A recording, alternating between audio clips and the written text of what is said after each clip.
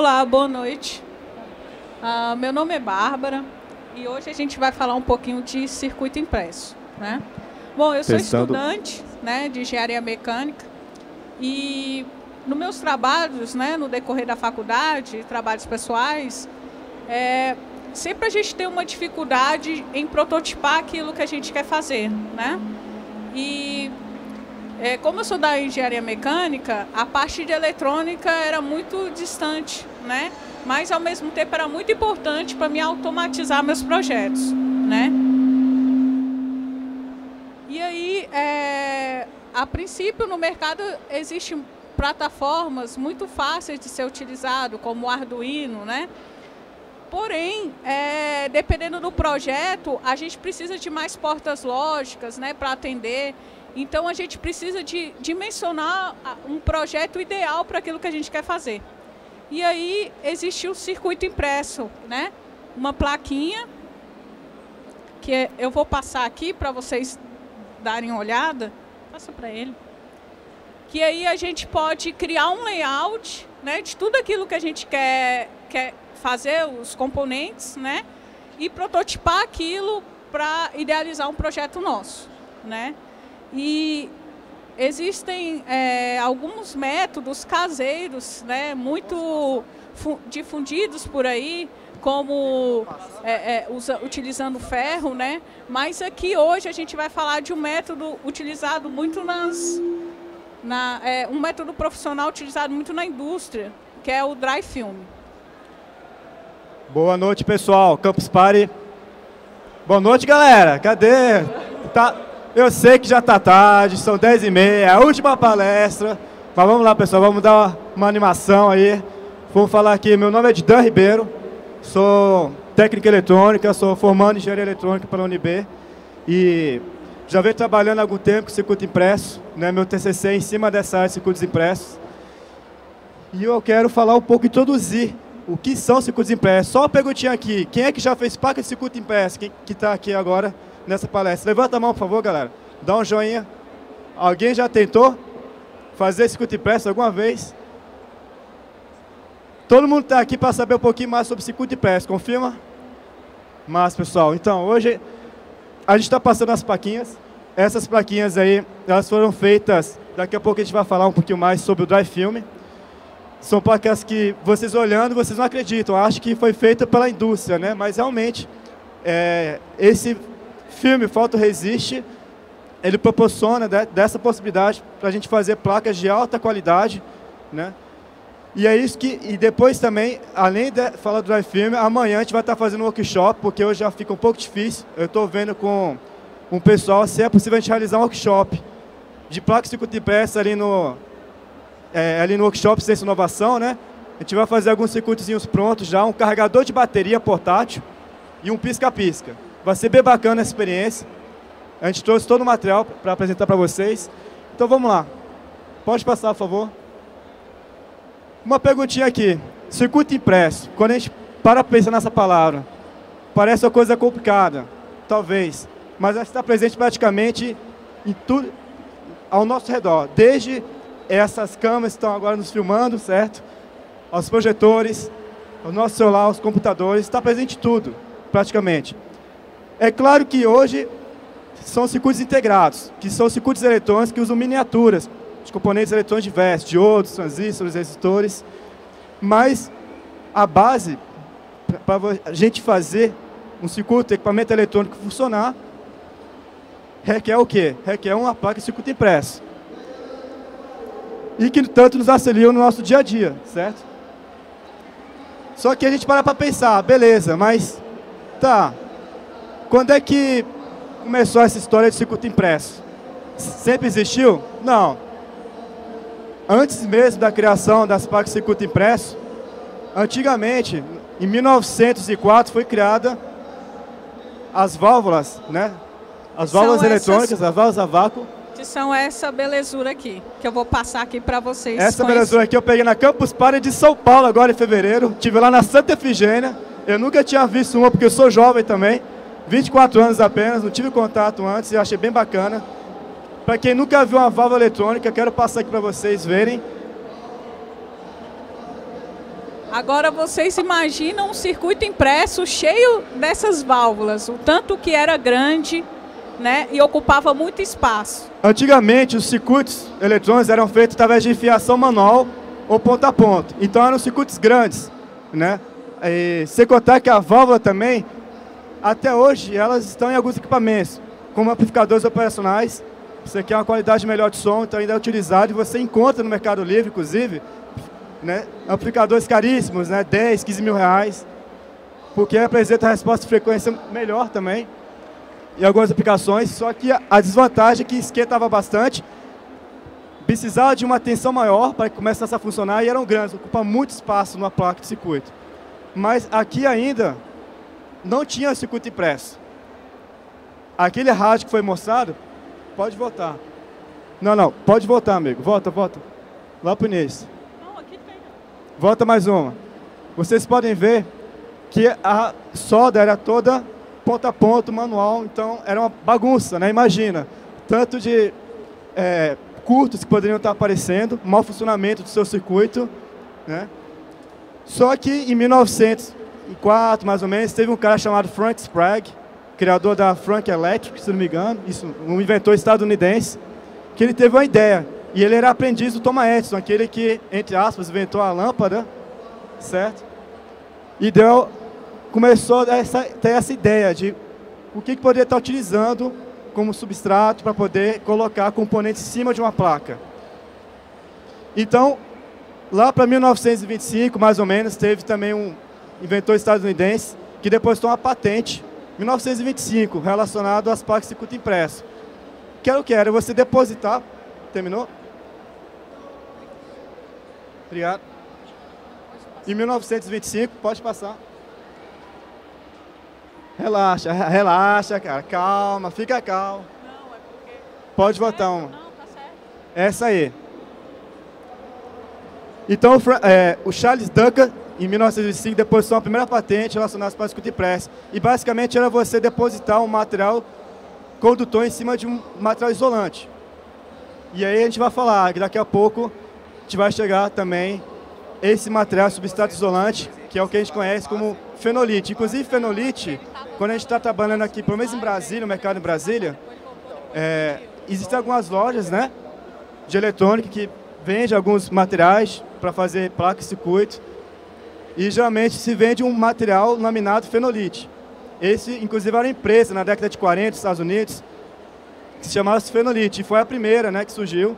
Basicamente, fenolite é feito de resina fenólica, uma resina, inclusive, é uma das primeiras que foram sintetizadas, né, e que dá início à era dos plásticos, né, as resinas sintetizadas quimicamente no laboratório. E essa resina fenólica, junto com restos de serragem, por exemplo, e papel, né, você coloca tudo no molde, faz ali a prensa e você tem o resultado da placa de fenolite. Né? O fenolite, então, dá uma coloração amarronzada, né? Como vocês podem ver nessa figura aqui. Já utilizando as válvulas, né?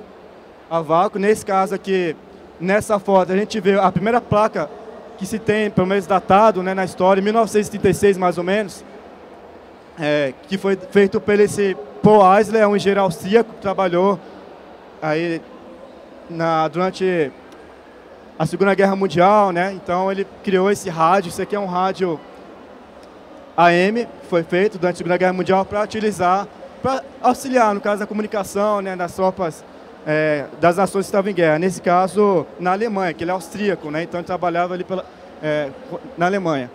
Então, é datado por Paul Eisler, vamos dizer assim, o pai dos circuitos impressos. Mas é claro que anterior a ele já se tinha outras patentes e ideias relacionadas à placa de circuito impresso. Mas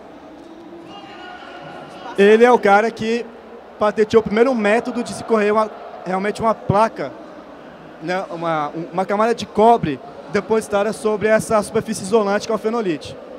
Acredita-se que a placa, acredita-se que ele é o inventor porque ele é o que mais assemelhou à placa que a gente usa hoje, né? Diferente de outros inventores que criaram até um método, mas a gente não se utiliza dele hoje em dia.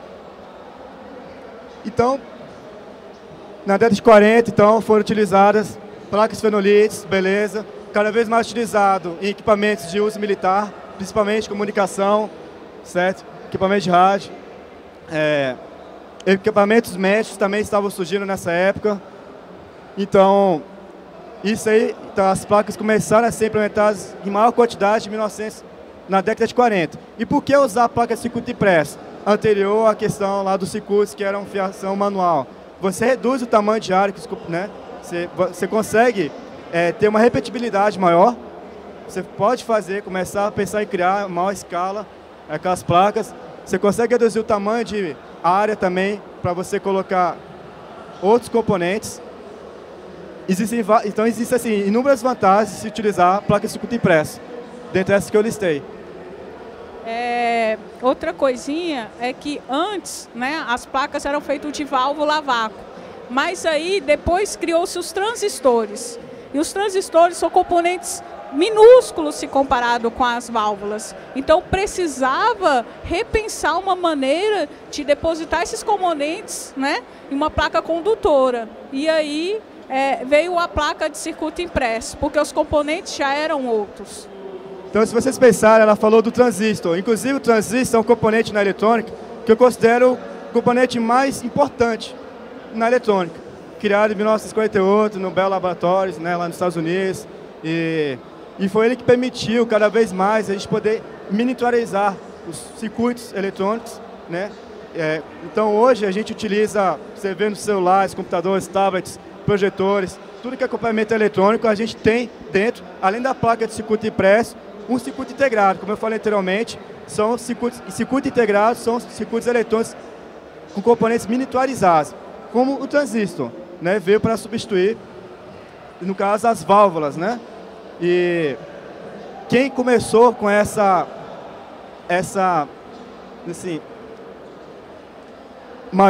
quem começou realmente a produzir em maior escala foi a Intel, né? A Intel, que foi fundada em mais ou menos 1960, né? Começou com a tecnologia planar de fabricação de circuito impresso, de circuito integrados. Até em 1971 teve o primeiro microprocessador Intel 4004, né? Foi usado numa calculadora japonesa, até na sonda Pioneer 10, que foi enviado para a Lua, né? Então, em 1972 já se tinha então essa tecnologia de circuitos integrados, que se precisa também de uma placa de circuito impresso, né? Para que os componentes sejam ali soldados e se tenha então as conexões elétricas para fazer a função para o qual aquele circuito foi projetado. Então é importante a gente, quando a gente para ver sobre circuito impresso, como que em tão pouco tempo, vamos dizer assim, de 1900 para agora, o nosso ano atual, como é que a tecnologia avançou bastante, graças à tecnologia de circuito impresso integrado, em conjunto. Mas, você quer falar? Vai lá. Aqui, né, o Dinan falou do fenolite, né, que é o material da placa, né, só que aí o fenolite, ele, atualmente, ele não é muito recomendado, né, por quê? Porque pela camada de celulose que ele tem, ele absorve muita umidade, e essa umidade, com o tempo, as trilhas elas se desfazem, ou elas são interrompidas, né? O que faz com que aquele projeto não funcione. Tá? Pessoal, só para falar aqui, no finalzinho, a gente vai sortear alguns brindes aqui também. LCD, servomotor, e a gente também vai sortear aí um sensor ultrassônico. Então, quem tiver aí até o final da palestra, prestar atenção na palestra, vai fazer algumas perguntas. Se você souber responder, quem levantar a mão primeiro, a gente vai mandar esse prêmio para vocês, só para vocês animarem também, pessoal. Senão, não durmam, por favor. Mas como a Bárbara falou aqui, o fenolite, ele é um material higroscópico, então ele absorve umidade, então é muito fácil de empenar. E aqui vocês falaram que não tiveram experiência com circuito impresso, mas quando vocês começam com essa prática do circuito impresso, fazer circuito eletrônico, pega o circuito pronto, uma revistinha de eletrônica, uma mecatrônica fácil, uma saber eletrônica, revistas já consagradas brasileiras, né, na área, ou até revistas de ponta internacionais, a Elector, por exemplo, né? Vocês começam a praticar, fazer alguns circuitos eletrônicos, vocês podem ter um problema. que é a trilha, que é o que? A trilha é o que vai conduzir a corrente elétrica. Vai para todos os pontos do circuito, certo? E você pode descolar, porque o fenolite, falou, ele também não tem o material, o fenolite, a temperatura dele, a temperatura não é muito boa, não resiste a altas temperaturas. Então, você está ali tentando soldar, pode descolar, o que não é legal, e você perde seu projeto. Eu já tive problemas com o fenolite muitas vezes, e hoje eu não utilizo mais fenolite nos meus projetos. Eu utilizo composite e as placas de fibra de vidro, são resinas também, que a gente vai falar aqui agora, né? Pode passar, por favor. Produção. Então aqui como a gente falar, né? O fenolite ainda assim é muito utilizado pelos robistas, só que tem existem alguns fatores negativos, como a gente falou. Essa foto daqui foi de um curso que foi feito lá na UNB, né, de circuito impresso, ano passado. Então aí a foto de uma aluna, né, que fez lá conosco circuito impresso para uma disciplina de circuitos eletrônicos. Mas só para ilustrar, né, um pouco do que é o circuito impresso, que vocês viram. Essa placa que eu passei para vocês, ela já é um pouco mais profissional. Além do protótipo base, que a gente chama, ela tem uma máscara de solda vermelha, pode ser verde, azul, preta, branca, que foi aplicada. Existe todo um processo de fabricação, de cura de tinta, de forno elétrico. Eu vou falar mais na frente sobre isso aí. Só para explicar essa imagem aqui, essa parte marrom que vocês estão vendo, aqui é o fenolite que a gente está tanto falando, né? E essa parte onde tem um layout, né, do projeto é uma camada de cobre que reveste o fenolite, né? E quando você faz a impressão desse layout na placa e depois você usa você corrói, aí ficam só as trilhas, que são esses caminhos aqui, e é neles que vão passar a corrente elétrica. Quando o fenolite, infelizmente, eu falo infelizmente por quê? Porque pouca gente sabe, porque o fenolite é o material mais difundido na área da eletrônica, na academia, quando se fala de circuito impresso. Porém, pouca gente sabe da limitação que ele tem. Ele não é duradouro por causa que ele não tem resistência térmica. Ou seja, você está soldando a uns 300, 400 graus ou retirando algum componente e sua trilha pode falhar ali, né? E aí não funcionar mais. E também ele absorve a umidade, como a gente falou. Então esses dois pontos não são interessantes para reproduzir ou para fazer algum projeto para o seu protótipo. Mas, infelizmente, muito pouca gente sabe disso, entendeu? E também o fenolite é mais difundido por quê? Porque é um material barato. Então, os estudantes, né, como infelizmente não tem assim, muito dinheiro para investir, né, e também por ser um protótipo, ninguém quer gastar muito em um protótipo, né, eles utilizam o fenolite. Então, a indústria de equipamentos eletrônicos hoje não utiliza placa de fenolite, utiliza fibra de vidro, né? Por exemplo, tem melhor qualidade, né? São inertes, por exemplo, a questão da umidade, da água, absorção de água, só que ela também tem uma desvantagem que é para você furar. Então, geralmente você tem que utilizar máquinas, né, como comando numérico computadorizado na máquina CNC. Você faz isso manualmente, pode fazer o quê? Trincar, porque a resina epóxi, nessa agora é uma resina epóxi, que é usada para fazer a fabricação da placa de fibra de vidro. Você quer ligar lá agora o negócio? Pode passar lá. Você quer ligar agora? Eu vou ligar. Então, o que difere, né, o fenolite da placa de vidro, assim, o que realmente determina um fator que faz com que seja uma melhor escolha é a resina epóxi, porque daí ela é inerte à água e ela não absorve umidade. Então, a fibra de vidro foi uma alternativa à placa de fenolite. Hoje, qualquer equipamento eletrônico que a gente utiliza, certo? Os nossos equipamentos eletrônicos, não tem uma plaquinha de fibra de vidro. Claro que depende.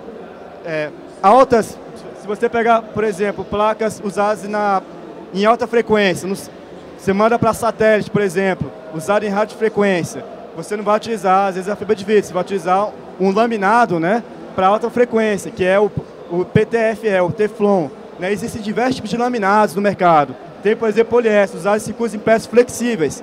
Atualmente também estou trabalhando com fabricação de circuito impresso flexíveis. Geralmente o laminado é de poliamida, poliéster. Já tem no Brasil a venda, né, no Mercado Livre, a gente acha. Mas eu peguei uma amostra da Dupont. Dupont, eu vou chegar na frente. A Dupont é uma empresa, sim, já tem mais de 2 anos, líder no mercado, a parte de materiais. Né? Ela que foi uma das empresas que criou, por exemplo, o circuito flexível, né? A Dupont. Mas beleza, tem um MCPCB, que é usado aí também, por exemplo, sistema de injeção eletrônica em automóveis. Então, isso aqui são apenas alguns laminados, laminados ou materiais, certo? Que a gente pode utilizar em diversos equipamentos eletrônicos. Então, é só um apanhado para vocês terem uma noção que não se resume só a fenolite e fibra de vidro. Talvez como grande parte das pessoas acham, né, que existem só esses laminados. Claro que dentro também desse mundo dos circuitos impressos existem normas, certo? Normas para regulamentar o uso dessas placas, teste de qualidade, teste elétrico, mecânico. Uma delas é a norma NBR 8388. Ela regulamenta o quê? Esses nomes técnicos. Então, o laminado de fenolite, ele tem um nome técnico chamado FR2. FR de Flame Resistant, é do inglês, né? Resistente à chama. A fibra de vidro é FR4. Então, existem termos técnicos. Se vocês forem comprar da China, forem comprar de fabricantes, você não vai se referenciar a placa de fibra de vidro. Você vai pedir um termo técnico, FR4, por exemplo. Bom, como foi falar também, o que tem na placa de circuito impresso, certo? A gente tem que o material condutor é o cobre. Por quê? O cobre ele tem uma grande quantidade de capacidade de condução de corrente elétrica, certo? Qual é alguém sabe alguma desvantagem em relação ao cobre? O cobre é utilizado. Bem, podia ser usado a prata, beleza. Cobre, alta quantidade elétrica e também temperatura, certo? Mas uma desvantagem, alguém saberia dizer? O cobre é um efeito que a gente observa quando a gente faz circuito impresso, é a oxidação. Oxida muito rápido, então às vezes você tem aquele problema se você não trata com o quê? Se você não colocar um revestimento, quem chama, né? Ou então... Normalmente a gente usa um verniz, né? Para selar ele, né? E aí ele não entra em contato com oxigênio e aí ele não oxida. E dentro da indústria eletrônica a gente tem o que a gente chama também de espessura de camada. A espessura de camada de cobre é dada por quê? Onça por pés quadrado, né? Então se você for entrar numa empresa tipo uma Micropress em São Paulo, tem a Griffiths, existem vários fabricantes brasileiros, grandes empresas, circuito impresso, você vai ver lá, vocês verão, né? Quando vocês forem fazer um pedido de placa, essa espessura, você quer o quê? Na espessura de meia onça ou 1 onça? E está relacionada à camada de cobre. É muito pequenininha. É na ordem de 18 micrômetros a 35 micrômetros de cobre que você tem numa placa, né? Geralmente no mercado. Mas isso é o suficiente, porque o cobre, às vezes a pessoa pergunta, pô, mas e essa quantidade, micrômetros de espessura de cobre na placa é o suficiente para gerar, então, essa condição, dar essa condutividade elétrica para fazer com que os circuitos funcionem? Sim, justamente para a propriedade do cobre, né? Inclusive nos materiais, um material utilizado para apresentar a melhor quantidade elétrica. Então pode passar. Além disso também, além dessas normas, existem outras normas que regulamentam várias outras partes em relação a circuito impresso, como por exemplo a largura de trilha. Vocês pensam aqui, se vocês querem mexer com circuitos de alta potência, vocês talvez tenham que pensar uma trilha com largura maior, para poder passar maior corrente elétrica. Não é ao acaso, vou fazer um layout aqui, vou projetar uma fonte de alimentação, certo? Então, não é ao acaso, vou escolher lá no software, um software assistido por computador, vou colocar aleatoriamente a largura de trilha. E tem normas que regularizam, certo? A espessura da trilha para a quantidade de corrente elétrica que pode estar passando. Geralmente, a unidade padrão na indústria eletrônica é chamada de 1000, que é 1 milésimo de polegada. Geralmente em softwares como o Altium, o Eagle, Proteus, certo? Cadence também, para circuitos integrados. Você vai estar em contato com essa unidade, 1000 milésimo de polegada. Então, além dessas especificações, existem inúmeras outras, para vocês só terem a noção que projetar circuito impresso, beleza, tem algumas dificuldades, mas é fácil no geral. O importante é começar a projetar. Para quem gosta, né, dessa área, é legal, a gente também está começando. Aqui eu vou introduzir para vocês um pouco sobre métodos de fabricação. Existem vários métodos de fabricação. Geralmente o mais conhecido, popular, é o termotransferência ou com ferro de passar roupa. Eu comecei com esse lá em 2009. Eu estava no meu ensino médio, quando eu fiz minha primeira placa de circuito impresso. Foi uma fonte linear de 12 volts, eu lembro. E foi nesse processo, trabalhoso, processo antigo, mas ainda hoje é utilizado, né? Mas existem vários outros, como o Silk Screen, certo? A CNC, corte a laser, dry film, filme líquido. Vocês podem pintar a placa com caneta permanente e retirar o excesso com a impressora 3D, que nada mais é também uma CNC. Existem vários métodos de fazer placa de circuito impresso. E assim, ele falou, mas o que consiste esse método? Esse método consiste em você passar o layout, o desenho, que são as trilhas, para a placa. Então tem vários jeitos, né, de passar esse layout, que é a parte mais importante do circuito impresso, é a parte que dá mais trabalho de fazer, com alguns métodos mais caseiros, que são a termotransferência, né, que não é certeiro, às vezes você faz várias tentativas para conseguir, mas aqui a gente vai enfatizar o dry film, né, que aí ele se torna uma alternativa muito prática, muito fácil, né, de fazer, que fica uma qualidade excelente, como vocês viram aí ao passar as placas. Então essas placas que vocês viram, que às vezes tem placas que eu projetei, não foi eu que projetei, eu fiz uma placa para aluno de doutorado, né, mestrado, às vezes eu faço placas em pequenas quantidades, então a gente consegue a precisão de poucos microns, né, a espessura da trilha, a gente consegue essa precisão, porque o dry film ele possibilita essa precisão. O dry film foi criado em 1968, primeiramente pela empresa DuPont, foi patenteado nessa época. Atualmente é um método que as indústrias profissionais no mundo inteiro utilizam. Eurocircuits é uma das melhores em relação mundial, né? Micropress aqui em São Paulo, no Brasil. Pode passar. Basicamente o dry film ele é constituído por uma camada de polietileno em cima, né, superior, e de poliéster na camada inferior, de poucos micrômetros, 35 micrômetros. Então é bem fininho.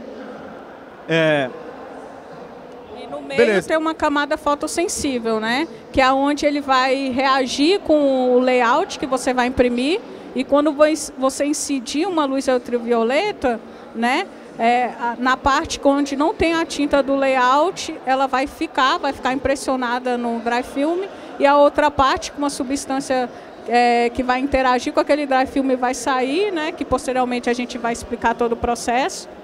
E aí é nela que é a parte mais importante do dry film. E ele tem essas várias camadas porque ele é muito sensível à luz. Então a manipulação dele tem que ser feita em locais escuros, porque senão ele polimeriza, ou seja, ele reage com a luz e acaba degradando o material, e aí você não consegue utilizar. Essa história com o dry film começou ano passado. Foram mais de 2 meses de tentativa até conseguir acertar o ponto. Porque você vê muitas vezes vídeos no YouTube, só que nenhum vídeo do YouTube, com os testes que eu fiz, me satisfazeram. Eu não consegui o resultado que eu estava esperando assistindo vídeos no YouTube, mas me deram uma ideia.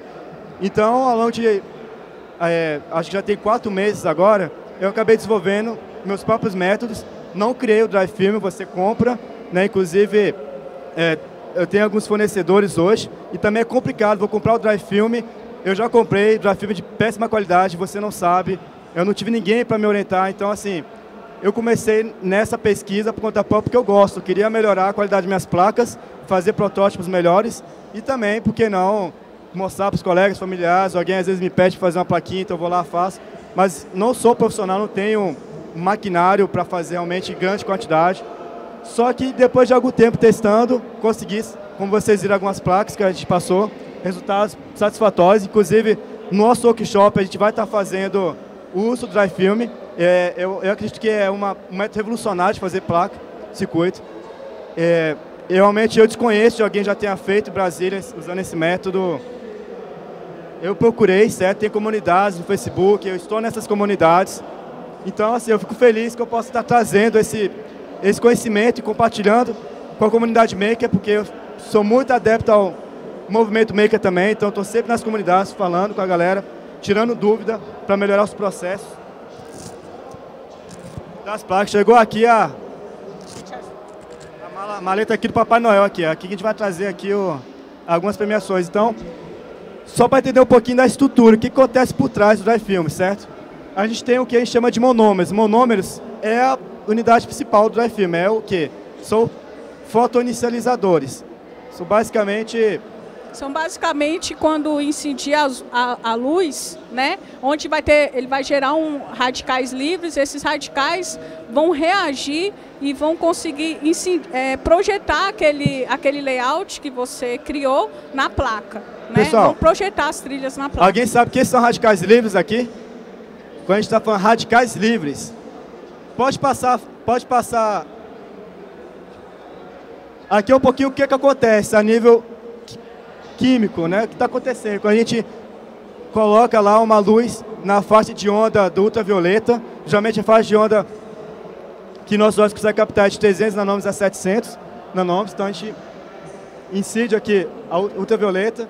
Então você tem ali polímeros de ligação, os monômeros, são fotoiniciadores, que vão gerar então radicais livres. Radicais livres, valendo então aqui, ó, pessoal, um LCD. Quem é que sabe o que são radicais livres? Primeiro que levanta a mão e vai ganhar um LCD aqui. Pode passar lá. Eu só consegui acertar, fui melhorando o processo do uso do Drive. Pode falar. Na química, são moléculas de hidrogênio que ficam soltas. Ou seja, por exemplo, um carbono que não está ligado com o oxigênio, com o hidrogênio, ele vai ficar solto e vai liberar... Como é que eu falo? Oi? Não é energia. Ele simplesmente é uma molécula solta que ajuda a facilitar uma reação ou desencadeia uma reação. O que foi? Ele acertou. Acertou? Acertou. Então, beleza, meu amigo. LCD, para você utilizar nos seus projetos de prototipagem. Pessoal, por favor, palmas aí. Bora. Presta atenção. Beleza. São moléculas instáveis, então é muito fácil elas interagirem com outras moléculas, certo? Os radicais livres, então você tem um elétron, é fácil dele soltar, certo? Falando assim, de maneira geral. Então, reagir com outras moléculas. Quando a gente chama de polimerização, polimerizar é justamente quando você deixa o Drive Film exposto à luz, que tenha, no caso, a faixa de onda do ultravioleta, é o quê? É você fazer o quê? Você tem essa transformação. Essa certo? interação desses radicais livres, né? Ele polimeriza, a gente chama de polimeração, essa interação que ele tem, né? Com a luz incidindo criando esses radicais livres que vão fazer toda a projeção desse layout na placa. Ô, produção, manda ver. Próximo. Então, assim, maneira prática, né? Você tem lá o Drive Film, pega a sua placa, passa o bombril, vai lá, pega a laminadora, a gente vai fazer usando a laminadora, só que eu consegui desenvolver técnicas para não utilizar uma laminadora. A laminadora, geralmente é uma máquina, talvez você já viu, para plastificadora. Alguém já viu? Então, é mais ou menos a mesma ideia. Você vai colocar uma temperatura de 120 graus, vai passar, no caso ali, a sua placa com Drive Film em cima, vai aplicar o Drive Film em cima da placa, vai passar pela laminadora. Depois disso aí, você vai pegar o fotolito, que no caso é o que você gera usando um software assistido por computador. É o que a gente vai trabalhar no workshop. A gente vai pegar um fotolito de um circuito de carregador de bateria, você pode carregar seu celular. Fotolito é a impressão das trilhas, né? O seu projeto. Depois dessa etapa de você fazer, no caso,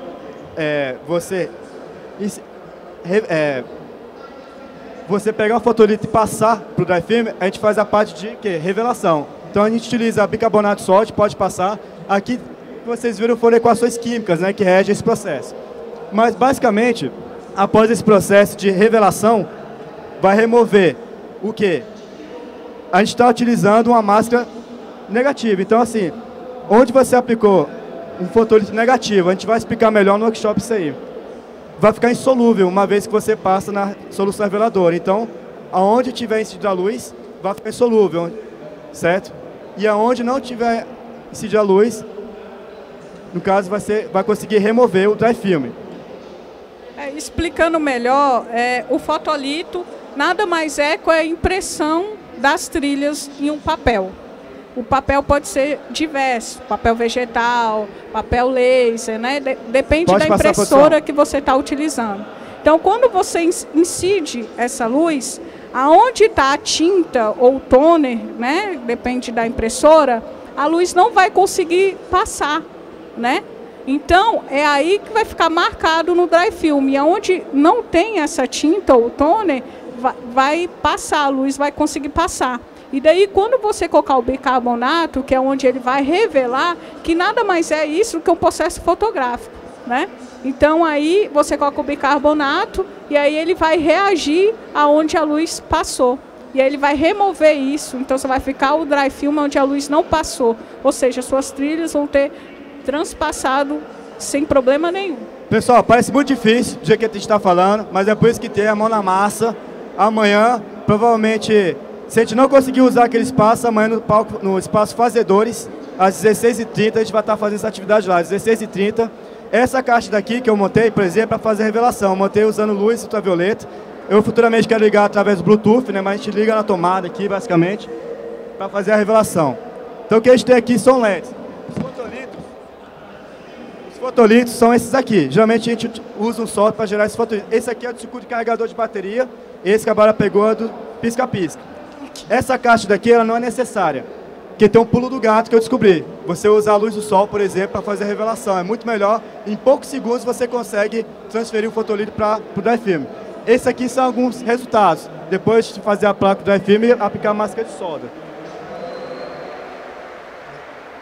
Essa é a criação de layout que a gente passou aí, é feita através de softwares, como foi falado anteriormente. Por exemplo, esse aqui foi de um clapper, né? Você acende a lâmpada batendo palma, por exemplo. Circuitos que você encontra na internet.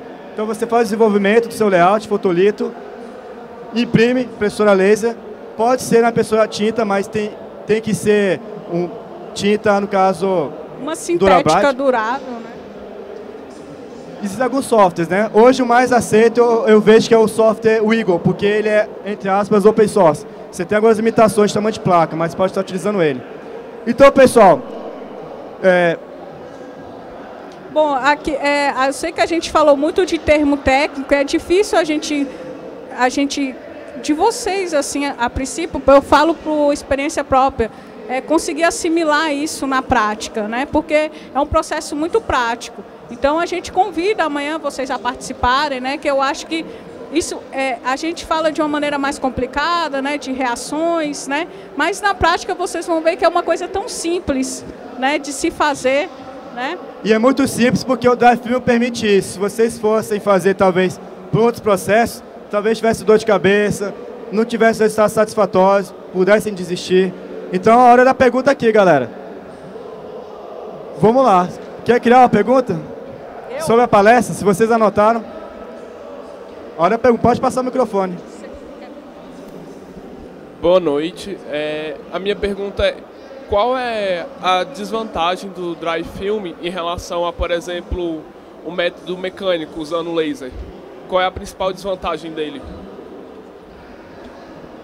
Bom, a princípio, assim, eu vejo a pior desvantagem é a acessibilidade, né?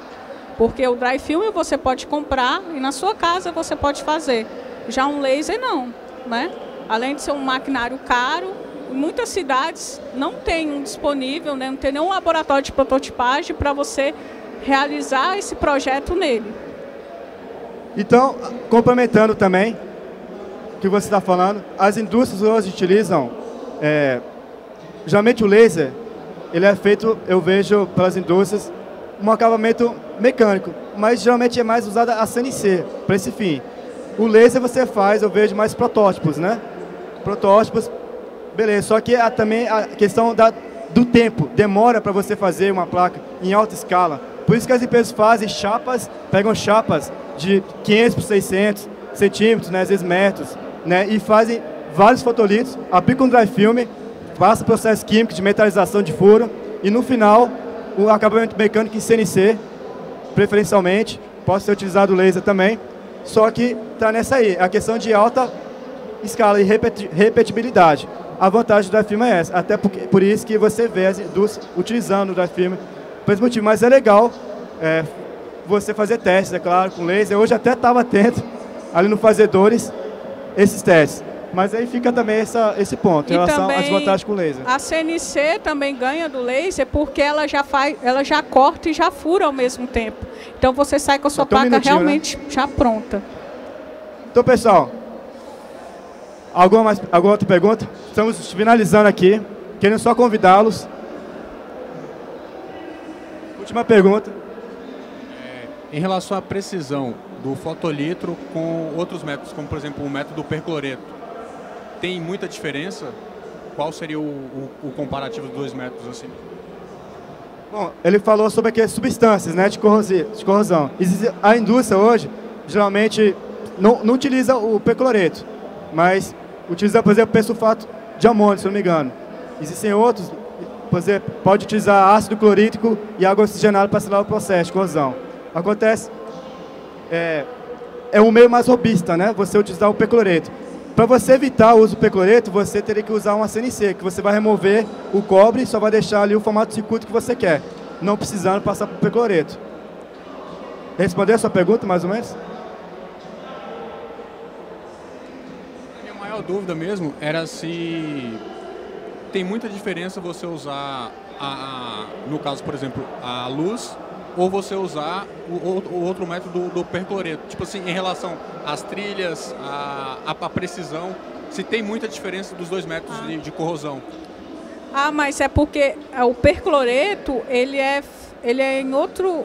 A luz, quando a gente usa com dry film, é porque o dry film só reage à luz ultravioleta. Então, a impressão do fotolito vai ser através da luz. O percloreto, ele já entra retirando, corroendo aonde a luz não incidiu. Ele já entra... Entendi. Mas no processo final, se eu pegar uma placa comparativo entre as duas, a diferença é muito grande ou para uma coisa mais básica ficaria... Porque o que eu estou falando assim, quando a gente usa o fotolito, a gente...